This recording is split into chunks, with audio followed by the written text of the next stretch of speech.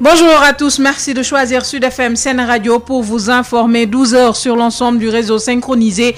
Tristesse et désolation à Ouakam, Terme Sud, après le délogement forcé des familles d'anciens militaires. Certaines familles ont d'ailleurs dormi à la Belle Étoile. D'autres embarquent ce matin leurs affaires à la recherche d'un nouveau toit. Les résidents dénoncent cette décision illégale, illégitime. D'autres familles sinistrées souffrent sous leur propre toit, envahies par les eaux stagnantes dans le sud du pays. À Ziguinchor, plus de 1800 familles sinistrées recensées. Le plan Orsec toujours en cours. Des résultats obtenus dans la région de Dakar, à Keur Massar. Les opérations de pompage ont permis de soulager plusieurs familles.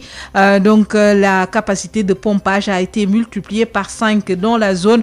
Nous ferons le point avec le lieutenant-colonel Pape-Ange Michel Diatta, commandant le groupement d'incendie et de secours numéro 1, commandant des opérations de secours à Dakar. Il sera l'invité de ce 12 heures. L'intersyndicale des travailleurs de la Société des chemins de fer du Sénégal approuve la décision du chef de l'État d'accompagner le plan d'urgence de relance du rail. Une urgence selon les cheminots en conférence de presse ce matin.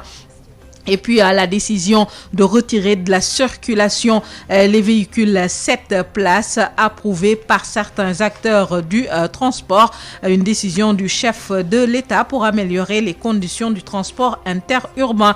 Covid-19, 37 nouvelles contaminations, aucun décès. Ces dernières 24 heures, le Sénégal franchit cependant la barre des 15 000 cas positifs.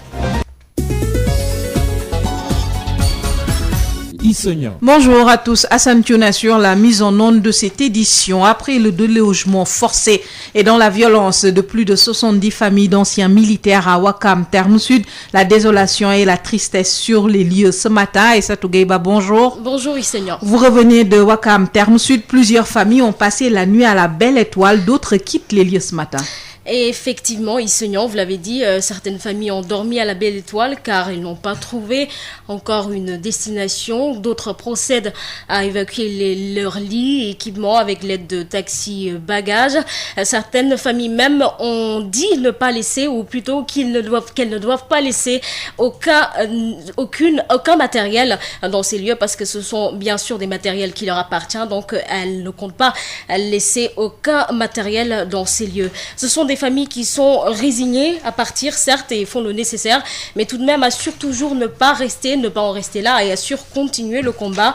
Retenez Issegnan que ce sont toujours des familles qui sont aujourd'hui dans le désarroi, inquiets de leur sort. Retenez également que la DESCOS est toujours à Ouakam Terme Sud et en train de superviser l'opération. Merci beaucoup Aïssatou Gueiba. De retour de Ouakam, Terme Sud, où plus de 70 familles d'anciens militaires ont été délogées hier. Des résidents qui dénoncent la décision de justice exécutée par les autorités. Les résidents dénoncent une décision illégitime et illégale. Ils brandissent les preuves et obtiennent le soutien de la plateforme multilutte Doina. Une conférence de presse se tient d'ailleurs à l'instant au siège de Frappe. Nous y reviendrons avec notre reporter sur place. Et puis décision de justice dénoncée au moment où la justice rencontre d'autres difficultés, notamment une crise au sommet.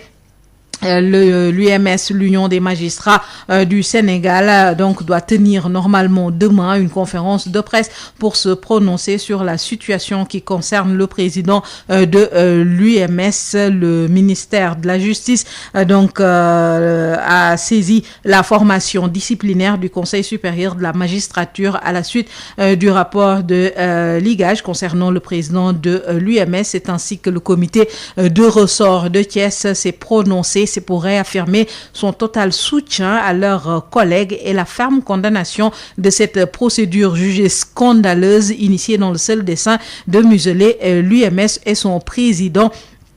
Selon le comité de ressort de Thiès, qui affirme que tous les magistrats vont rester mobilisés et déterminés à poursuivre le combat, un combat pour l'arrêt immédiat des poursuites illégitimes. Les membres élus du Conseil supérieur de la magistrature sont invités à suspendre leur participation aux travaux de cet organe. Le comité invite par ailleurs tous les magistrats à se constituer pour la défense du président Téliko et à se présenter devant le Conseil de discipline le jour de sa sa comparution, et ce au risque qu'aucune audience ne se tienne dans les cours et tribunaux le jour de cette audition. Le comité de ressort de Thiès envisage d'autres actions appropriées pour défendre leur président, donc le président de l'UMS. Restons à Thiès où l'intersyndicale des travailleurs de la Société des chemins de fer du Sénégal approuve la décision du chef de l'État d'accompagner le plan d'urgence de relance du rail. Une urgence selon les cheminots de Thiès qui étaient face à la presse ce matin. Babacar Ndao. Encore une promesse de relance du chemin de fer faite par le chef de l'État lors du conseil présidentiel sur la relance économique du Sénégal. À Thiès, l'intersyndicale des travailleurs ce matin, face à la presse, attend du concret. Babacar Ka du syndicat Sutrail, porte-parole du jour de l'intersyndicale. Pourquoi ce plan d'urgence? Vous avez récemment entendu le DG du port. Il a alerté parce qu'actuellement le port étouffe. Ce plan d'urgence, il vient régler les problèmes du port. Vous avez vu la route nationale RN1, comment elle est agressée, occasionnant à chaque année l'État de dépenser plus de 60 milliards pour la réfection. Parce que cette route nationale ne supporte plus ce flux de camions. Donc initier un plan d'urgence, mettre un port sec à Tambacounda avec un minimum de 10 milliards pour sortir les conteneurs jusqu'à Tamba. Comme ça les camions vont s'arrêter à Tamba. Ça va régler le problème de beaucoup de Sénégalais. Voilà. C'est une fierté. Parce que comme je vous l'ai expliqué tout à l'heure, le président il a rejoint les cheminots. Des cheminots qui s'impatientent par rapport aux difficultés que traverse la société. Pour la Banque mondiale, la réhabilitation à neuf. Mais ça c'est notre souhait. Nous on souhaite avoir un chemin de fer tout neuf, une voie toute neuve, des infrastructures neuves, des trains neufs. Mais comme vous avez entendu le président, ils ont finalisé avec la Banque mondiale. Mais on a un facteur temps. C'est pour quand? Le président a dit que dans l'urgence, pour relancer l'économie, on ne peut pas attendre ça. Donc il a opté pour le plan d'urgence en attendant l'arrivée de la Banque mondiale. Des promesses, il y en a eu. Des promesses, il y en a eu depuis 2016. Mais cette fois-ci, quand même, on a espoir que c'est la bonne. Parce que actuellement, au sein de l'entreprise, il y a des leviers qui sont en train de s'activer. Exemple, au niveau de la voie, il y a des réalisations qui sont en train d'être entamées. Donc cette fois-ci, on y croit.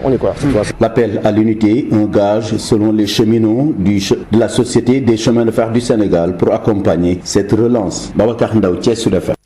Babacar Ndao, restons dans le secteur du transport pour parler de cette décision du chef de l'État de retirer de la circulation les cars rapides, une décision qui fâche transporteurs et chauffeurs de ces véhicules de transport en commun. Certains estiment qu'une telle mesure rime avec perte de leur emploi et risque d'augmentation du taux de chômage. À Dakar, un reportage de Adi Fatoubari.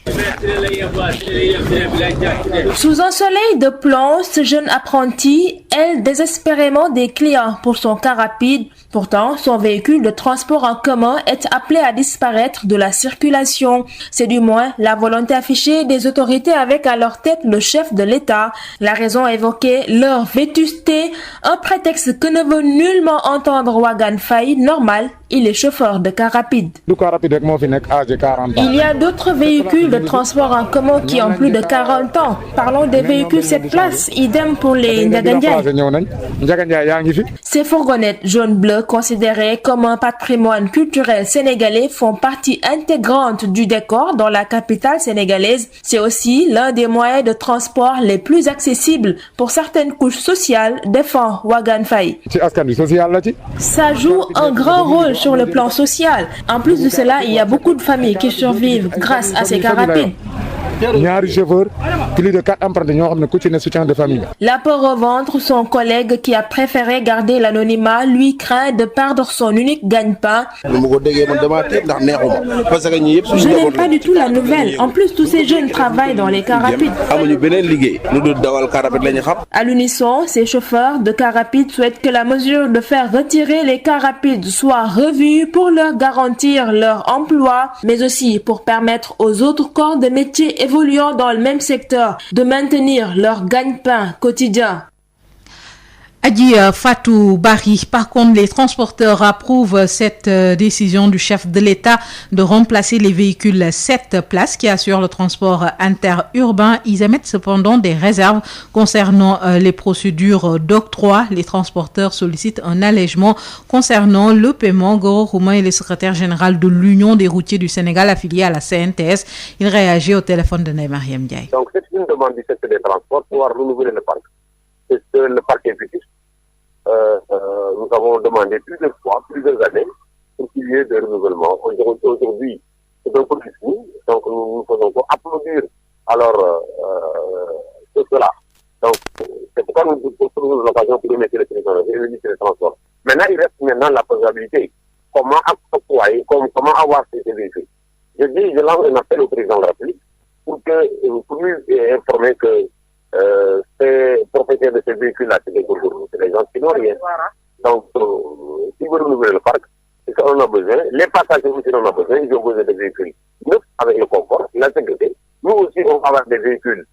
Le confort et la sécurité, ça aide l'intérêt de tout le monde. Maintenant, il reste comment faire pour avoir ces véhicules. De toute façon, nous demandons pour en avoir ces véhicules, mais le président doit tout faire pour ça que ces derniers n'ont rien du tout. Pour aider celui qui n'a rien du tout, donc ça demande vraiment vigilance pour que le secteur est pauvre.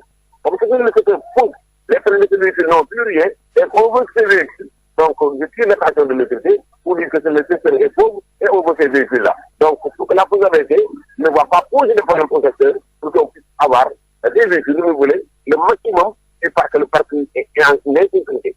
Ça, vraiment, c'est une demande que je le répète, des populations et de nous-mêmes. Goro Khouma au micro de Ndaï Mariam Dia. Inondation dans le sud du pays à Ziguinchor. Plus de 1800 familles sinistrées ont été recensées à la date du 20 septembre.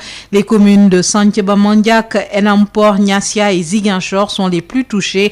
Le plan Orsec est en cours pour soulager les sinistrés. Nous y reviendrons avec Ben Michel Konfoudi que nous retrouvons à Ziguinchor pour faire le point concernant les inondations dans le sud du pays. 1800 familles sinistrées ont été recensées à Ziguinchor dans les communes de Santhiaba Mandiack, Enampor, Niassia, Ziguinchor. Ce sont les communes les plus touchées à Ziguinchor. Ben Michel Konfoudi. Oui, la plupart des communes de la région de Ziguinchor ont été affectées par les dégâts occasionnés par ces fortes précipitations enregistrées cette année dans le sud du pays. À la date du 20 septembre, donc, on note plus de 1800 familles sinistrées qui ont été recensées par les autorités de la région de Ziguinchor.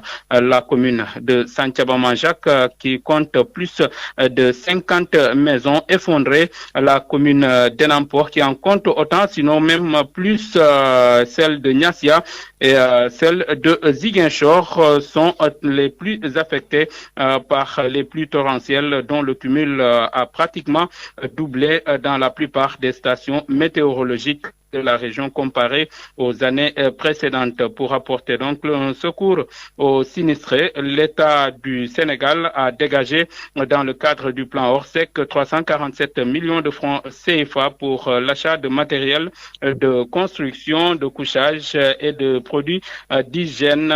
Il y a eu également des sommes dégagées pour l'achat des vivres. Déjà donc 67 000 tôles, 100 tonnes de ciment, 847 matelas et d'autres matériels ont été distribués par le comité chargé du suivi du plan Orsec pour accompagner les familles impactées dans la réhabilitation de leur demeure isolée.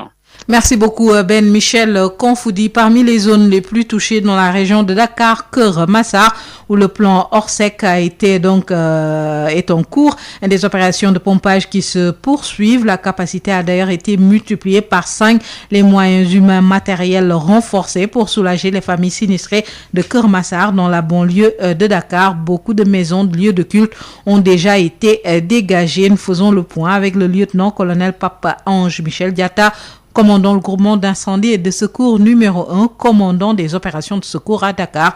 Il répond à Mariam Ndiaye. Depuis quelques années, Keur Massar est devenu le nouvel épicentre du pompage à Dakar. Malheureusement, ces situations s'est exacerbées après la pluviométrie du 5. Donc, dans ce cadre, nous, on avait déjà anticipé par la mise en place d'un dispositif précurseur de pompage, et c'est depuis le 18 juillet 2020. Et quand il y a eu quand même ces fortes pluies, ce qu'on a fait d'abord, c'est d'approfondir les reconnaissances, et on a mis en place quand même une stratégie assez cohérente. D'abord en renforçant fondamentalement les capacités, la logistique de pompage, surtout avec le déclenchement du plan Orsec, et également par une stratégie, une étude d'évacuation des personnels sinistrés. Donc ça, j'y reviendrai un peu plus tard. L'objectif, c'était globalement de cerner l'ampleur du sinistre. On est passé de la capacité de pompage a été multipliée par 5. Globalement, il y a des écoles, des lieux de culte, des habitations, des installations classées pour la protection de l'environnement, des voies de communication, des cimetières, des structures sanitaires, et j'en passe, qui ont été sortis des eaux. Donc, présentement, les évaluations sont en cours. Elles se font naturellement en collaboration avec les autorités administratives, donc préfets, sous-préfets des localités, mais également certaines mairies et surtout les délégués chefs de quartier. Le colonel, lieutenant-colonel Papa-Ange Michel Diatta sera tout à l'heure notre invité après la page sport. Le point sur le coronavirus, 37 nouvelles contaminations, aucun décès ces dernières 24 heures, 6 cas graves pris en charge. La pandémie progresse plus lentement, mais le Sénégal franchit la barre des 15 000 cas positifs. Le point avec le directeur de la prévention, Dr El Hadj Mamadou Ndiaye. Sur 1351 tests réalisés, 37 sont revenus positifs, soit un taux de positivité de 2,74%. Les cas positifs sont répartis comme suit. 19 cas contacts suivis par nos services, 5 cas importés enregistrés au niveau de l'aéroport international Blaise Diagne de Diass et 13 cas issus de la transmission communautaire répartis entre Pikine 2, Bignona 1, Cité Douane 1, Guédiawaye 1, Guinguinéo 1, HLM Fass 1, Mbao 1, Nord Foire 1, Richard Toll 1, Rufisque 1, Saint-Louis 1 et Sicap Foire 1. 101 patients hospitalisés ont été contrôlés négatifs et déclarés guéris. 6 cas graves sont pris en charge dans les services de réanimation. Aucun décès n'a été enregistré ce mercredi 30 septembre 2020. L'état de santé des autres patients hospitalisés est jugé stable. À ce jour, 15 019 cas ont été déclarés positifs, dont 12 538 guéris, 311 décédés et donc 2169 patients sous traitement. El Hadj Mamadou Ndiaye, directeur de la prévention, qui faisait le point quotidien concernant la pandémie du coronavirus. Les sports, Odile Minkilan, bonjour. Bonjour Issegnon, nous démarrons par ce séminaire sur la reprise des activités sportives au Sénégal. Tous les acteurs du sport sont présentement à l'arène nationale pour discuter des stratégies pour la bonne relance du sport sénégalais. Nous allons à ce propos écouter le ministre des Sports qui a présidé la cérémonie ce matin. Makhtar Ba est au micro d'El Hadj Moussa Thiam. Je rappelle que lors de la réunion au palais, le président Macky Sall avait pris les grandes mesures. Ce même jour, le mouvement sportif était au ministère des Sports pour barrer la route à la pandémie, parce que le maître mot c'était il n'est pas question que le sport soit le couloir de transmission de ce virus. En tant que ministre des Sports, j'étais très honoré de voir des collaborateurs aussi responsables qui montrent tout simplement à la face de ce monde que le monde sportif est incontournable dans le développement économique de nos pays. Nous sommes restés 7 mois et aujourd'hui on touche du bois. Au Sénégal, on a une tendance baissière et partout dans ce monde, nous continuerons en tout cas à vivre en présence de ce virus, parce qu'on ne peut pas savoir quand est-ce que cette pandémie va disparaître. Et le président Macky Sall avait dit en son temps, dans l'un de ses discours à la nation, qu'il faut apprendre à vivre en présence du virus. C'est tout à fait normal, puisque quand on prenait la décision d'arrêter, c'était une consultation, une rencontre de prise de décision. Quand on envisage de reprendre, il ne faut pas être surpris. C'est pourquoi nous avons jugé nécessaire d'appeler les acteurs, les présidents de fédérations et groupements sportifs, les partenaires, le ministère de la Santé, le ministère de l'Intérieur, la presse sportive, tous les acteurs, pour que cette journée soit une journée de réflexion et de proposition. Et quand on aura fini, les grandes décisions seront prises, mais je peux vous assurer que nous allons vers la reprise des activités sportives, parce qu'en réalité, nous avons bon espoir. Le Sénégal, qui est classé 2e dans la prise en charge de cette question qui est extrêmement difficile, nous pouvons espérer qu'avec les gestes barrières, avec certaines mesures, nous devons pouvoir faire face et recommencer nos activités. Mais tout en respectant les gestes barrières. Ce n'est pas une question de remplir l'arène nationale. Ce n'est pas une question de remplir un stade. Mais c'est une question de reprise des activités sportives parce que nous abordons les compétitions internationales. Le ministre des Sports, Matar Ba, au séminaire sur la reprise des activités sportives au Sénégal, a rappelé que les activités sportives sont à l'arrêt depuis le mois de mars dernier. Nous allons en Europe, Issegnan, pour parler du tirage au sort de la phase de poule de la Ligue des Champions. La cérémonie est prévue cet après-midi à 15h en Suisse. Dans le chapeau 1, on a le tenant du titre, le Bayern de Munich, le FC Séville, vainqueur de l'Europa League, et les différents champions en titre des championnats européens. La course à la succession du Bayern de Munich démarre dès ce soir. À l'issue de cette rencontre, Issegnan, le prix du meilleur joueur d'Europe sera décerné. Robert Lewandowski et Manuel Neuer, vainqueurs de la Ligue des Champions avec le Bayern de Munich, sont les favoris. Pour rappel, le Ballon d'Or ne sera pas attribué cette année à cause de la Covid-19 qui a perturbé les compétitions. Football toujours avec le 4e tour de la Ligue Cup. Ce jeudi à 18h45, Liverpool de Sadio Mané reçoit Arsenal du Gabonais Pierre-Emerick Aubameyang. À 18h, Stoke City sera sur la pelouse d'Aston Villa. À 16h30, Brentford joue contre Fulham. La Liga espagnole, suite de la 4e journée. Ce soir à 19h30, Celta Vigo accueille le FC Barcelone. Mais avant cette rencontre, retenez qu'à 17h, Levante défie FC Séville. Athletic Bilbao face à Cadix. Basketball pour finir, préparation de la prochaine fenêtre de l'Afro-Basket féminin 2021. Le coach Moustapha Gaye démarre avec 17 joueuses locales. Les séances d'entraînement débutent ce soir à 18h45 au Stadium Marius Ndiaye. À noter que les dates des éliminatoires de l'Afro-Basket 2021, le lieu de la compétition ainsi que les poules ne sont pas encore connues. Restons dans la discipline pour parler du coronavirus qui a eu un impact significatif sur le basketball, surtout sur le calendrier des sélections nationales. Propos du directeur technique national Moustapha Gaye qui était à Ziguinchor pour accompagner la Ligue régionale dans la formation des jeunes encadreurs de basketball. Ces propos sont recueillis par Ben Michel Kanfoudi. Je viens pour participer à un stage d'animateur-initiateur initié par la Ligue régionale de Ziguinchor. Que je félicite parce que c'est dans ces initiatives comme ça dont on a besoin.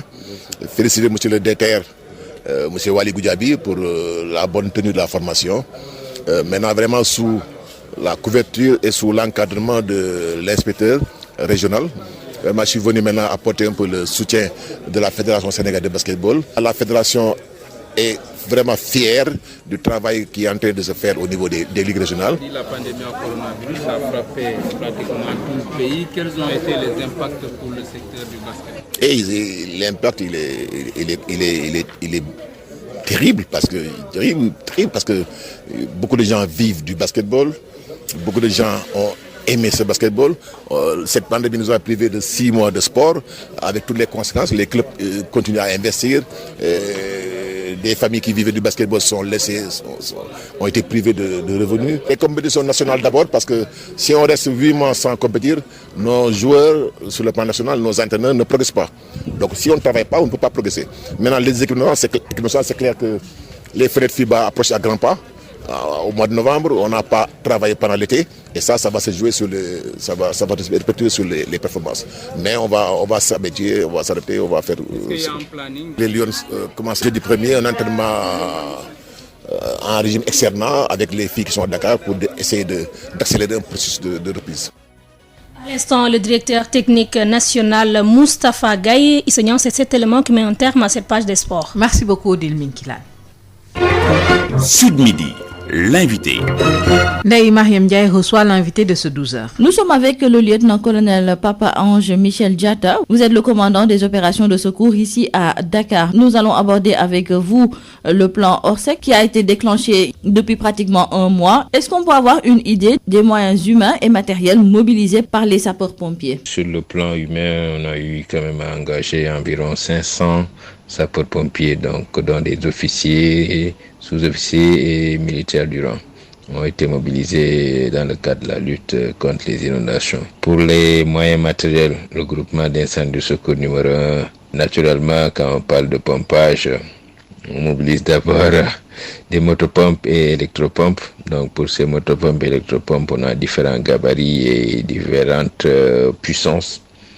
Ces motopompes et électropompes sont couplées d'accessoires, donc principalement des tuyaux. Vraiment, c'est des kilomètres de tuyaux pour évacuer les eaux. Surtout que pratiquement dans tous ces sites, il se pose un sérieux déficit de déversoirs. Donc déversoirs, c'est là où quand on prend l'eau, il faut bien verser cette eau-là quelque part. Donc c'est là où on parle de déversoirs. Pour le cas de Kermassar, le déversoir le plus proche, il faut un minimum de 1,5 km, c'est vers la forêt classée de Mbao. Et à partir de la forêt classée de Mbao, donc cette eau-là va jusqu'au marigot de Mbao et vers l'océan Atlantique. Voilà, par rapport aux moyens également, nous avons des moyens roulants légers, notamment des véhicules 4x4.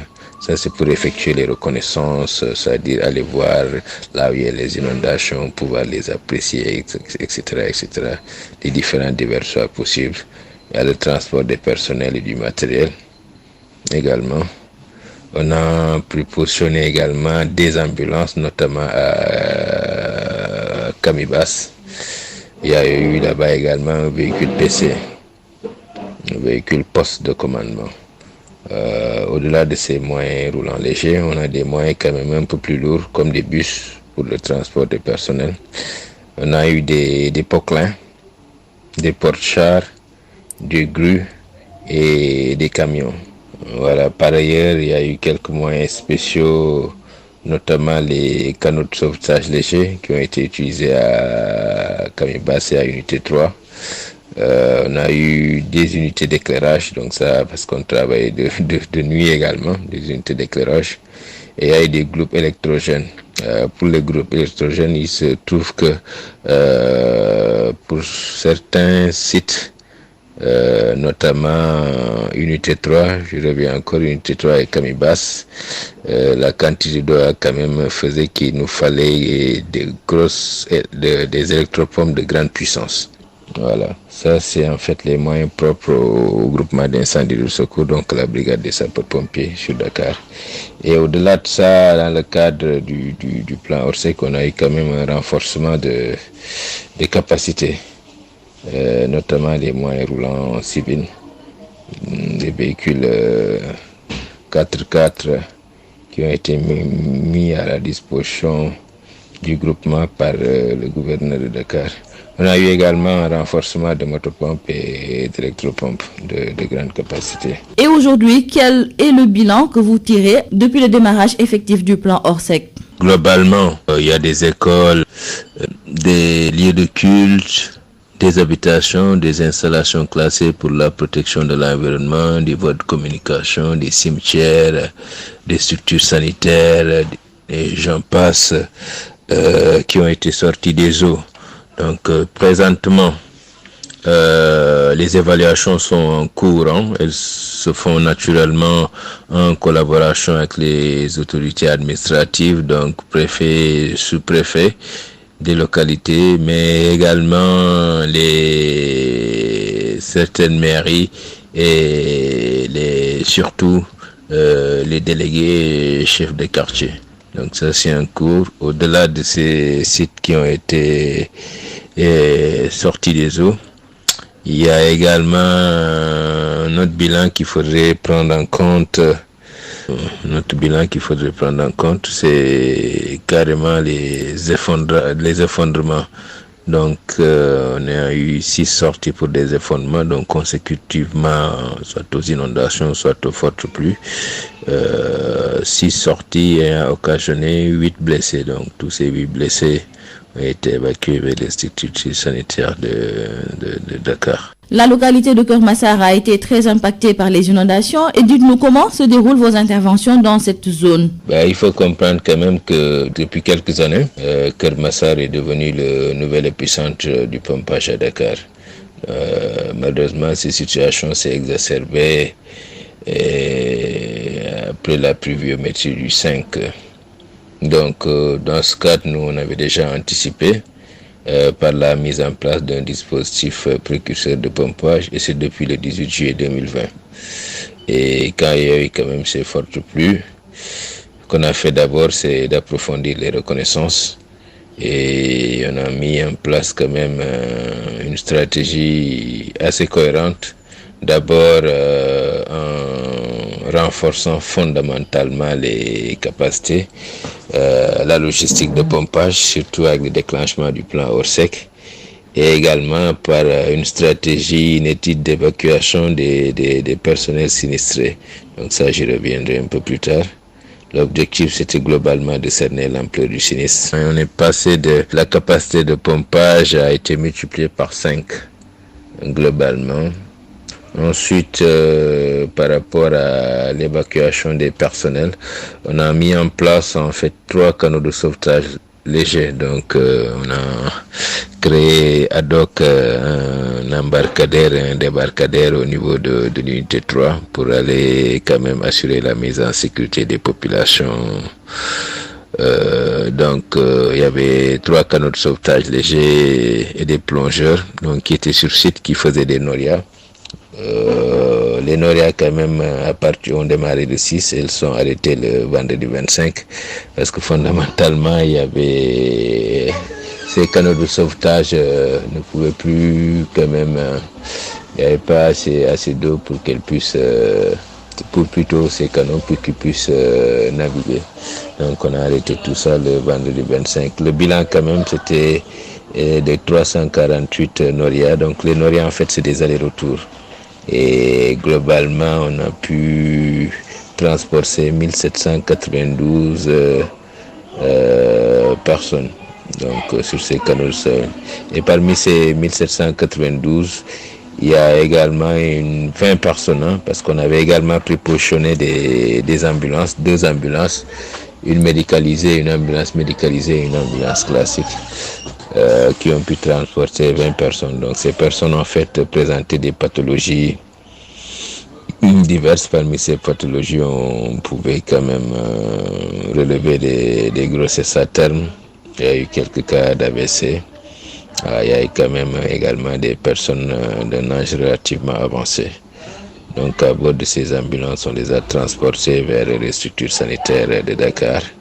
Et pour certaines personnes à domicile. Lieutenant-colonel Papa Angel Michel Diatta, je vous remercie. Je rappelle que vous êtes le commandant du groupement d'incendie et de secours numéro 1 et aussi le commandant des opérations de secours à Dakar. La revue de presse. Mesdames et messieurs, bonjour. Les propos défiants du ministre Mansour Faye à l'endroit de l'OFNAC remettent au goût du jour le débat sur la capacité de cet organe à exercer pleinement sa mission. En effet, nous disent nos confrères du journal Sud Quotidien, créé en 2012 par le président Macky Sall pour promouvoir l'intégrité et la probité dans la gouvernance publique, l'OFNAC, en dépit de ses exorbitants pouvoirs sur le papier, est constamment fragilisé par les proches du président de la République. Et nos confrères de Sud Quotidien de revenir sur la genèse de la création de l'OFNAC qui, outre sa mission de prévenir et de lutter contre la fraude, la corruption, les pratiques assimilées et les infractions connexes, est également chargé de recevoir les déclarations de patrimoine des personnes assujetties 3 mois suivant leur nomination. Seulement, dans les faits, cette disposition de la loi a été foulée aux pieds pendant plusieurs années sous le regard impuissant de la présidente de l'OFNAC. Par conséquent, beaucoup d'analystes et d'observateurs s'accordent sur la nécessité de réformer ces corps de vérification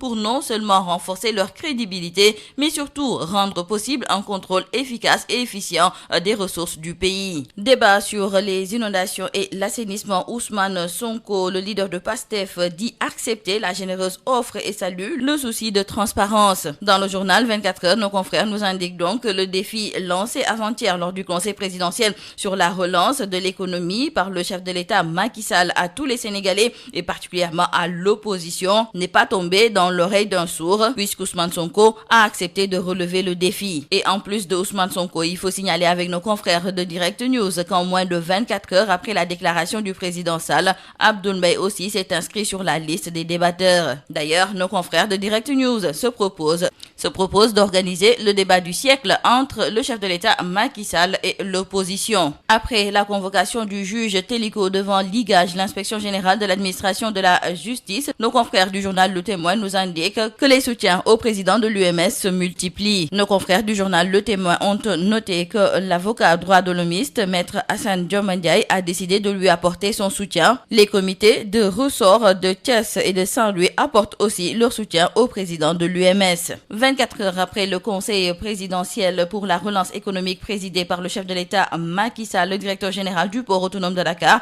Aboubacar Sadikh Bèye, va organiser le lancement d'un emprunt obligataire de 60 milliards de francs CFA pour le démarrage des travaux du port de Ndayane. Et selon nos confrères de Dakar Times qui nous en parlent, ces fonds sont destinés à la construction de la voirie, de l'éclairage public, d'une zone industrielle, les grandes voies d'accès et des plateformes dans la zone portuaire de Ndayane. Et la levée de ces fonds ne constituera aucune difficulté pour le port qui a une signature crédible auprès des institutions financières internationales. Hier, à Ouakam, plus précisément à Terme Sud, anciens et soldats actifs se sont affrontés durant toute la journée. Selon nos confrères de l'AS, la cité Terme Sud, où loge d'anciens militaires, a été prise d'assaut par les gendarmes qui ont reçu l'ordre de les déguerpir de leur maison. Accusant le SEMGA, le général Biram Diop, d'être derrière cette mesure, les familles n'ont pas voulu se laisser faire. Toutefois, le colonel Makhtar Diop de la DIRPA parle d'une décision exécutoire de justice. En tout cas, nous disent nos confrères de Rewmi Quotidien, ce sont 79 familles de militaires qui seront jetées à la